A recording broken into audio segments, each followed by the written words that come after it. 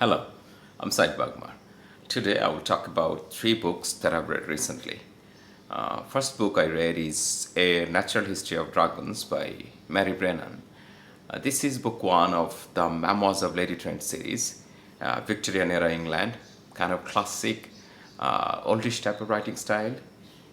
It felt like a real memoir. The cover of the book looks like a textbook.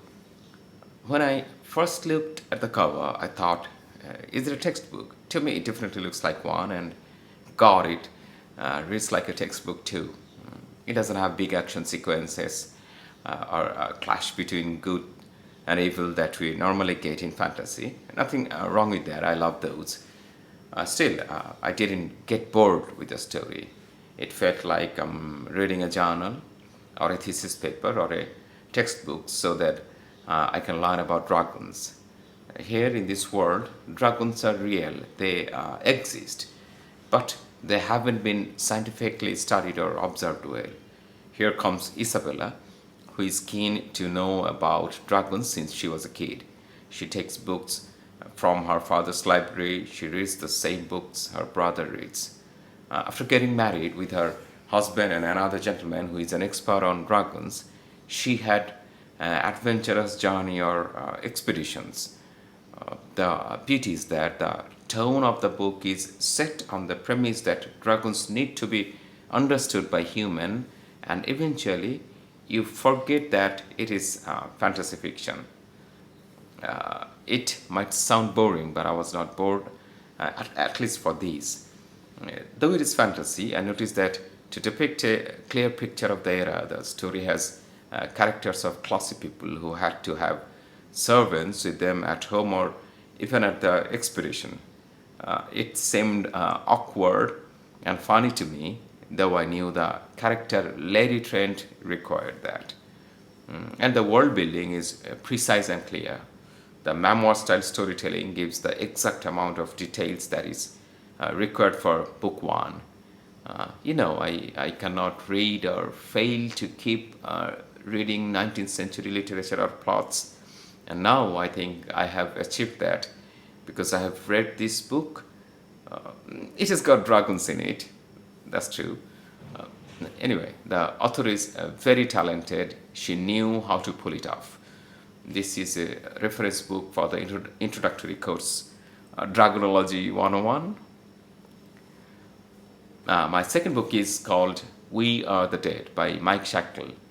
We Are the Dead is book one of the Last War trilogy.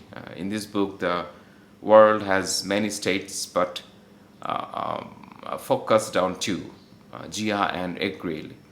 Gia prospered through magic 1,000 years ago, built cities and fortress, and considered Egriel as barbarians. Now magic in Gia is almost absent, but Egriel practiced magic and uh, prospered in their own way. They kept their advancement secret and did not believe in the gods of Gia, and they successfully invaded Gia. This is mainly a story of rebellion of Gia against the invading force Egriel. Gia is under martial law, everything is controlled with an iron fist. The rebellious characters are in third person perspective. There is Tinstra, a coward who is also a general's daughter, Jax, a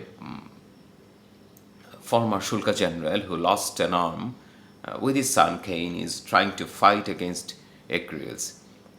Yas, a young, a single young mother trying desperately to keep her son and elder mother safe and alive, also gets involved or tangled up in the resistance. Drain, a very poor 14-year-old kid, accidentally comes to possess explosives and plans to use those against Egriels. Daras and Skara are torturers chosen by emperors of Egriel. These two use magic, especially Daras, who has the power to heal a victim after torturing. I could not connect to the characters. I get that it was fast paced, but not a single character development.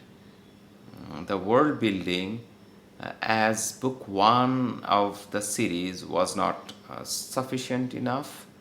There were lots of Japanese words, but dialects were British colloquial types. The combination of these two is great as a concept, but here it felt odd. It was action packed, it was grimdark, it was fast, but after finishing the book, it felt simply okay to me.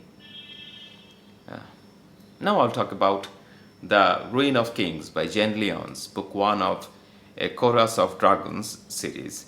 It has three prominent characters. Kirin, currently a captive, telling his story from his angle. There is Talon, Kirin's jailer, who can consume people and take their memories and bodies.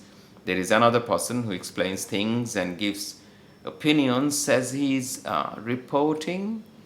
The story has multiple timeline and uh, goes back and forth. It is epic fantasy with big, expansive world.